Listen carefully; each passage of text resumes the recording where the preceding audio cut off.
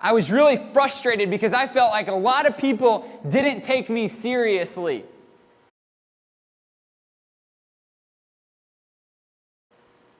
And then that night, I had the realization that I didn't take myself seriously. Because if I took myself seriously, I'd use my time differently.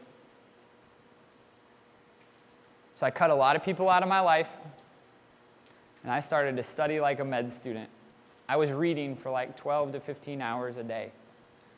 A lot of people told me that I was crazy. A lot of people told me I wasn't working.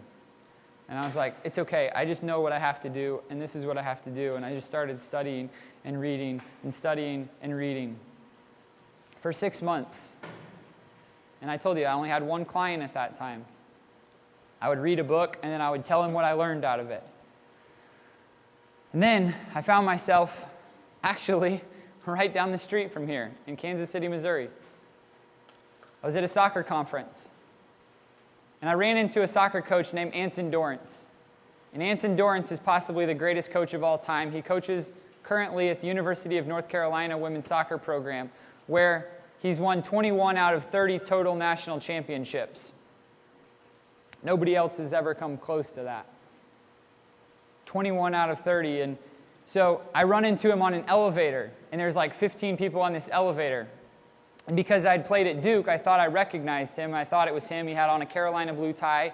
And so we get off the elevator, and everybody goes right, and Anson Dorrance and I go left. And I've always been a little bit optimistically delusional that, I could help the greatest coach ever.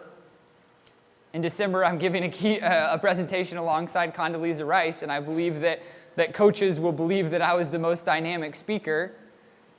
I'm optimistically delusional. And so I asked him, I said, who works with your girls on sports psychology? And he was like, I do. I can read and write. I was like, ooh, okay. I was like, fair enough. You've won, at that point, 20 national championships.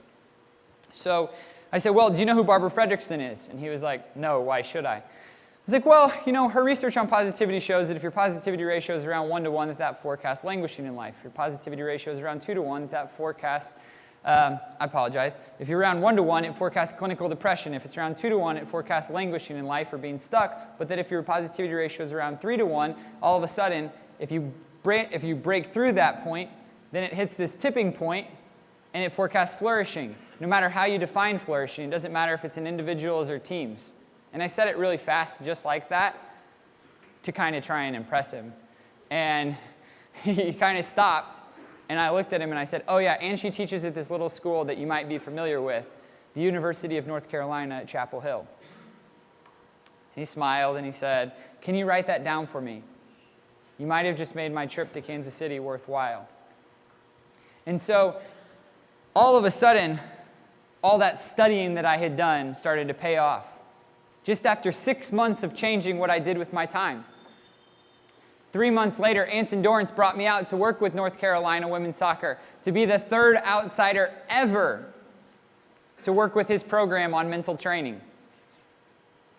6 months after changing what I did with my time. I started to take myself seriously, and everybody else started to take me seriously.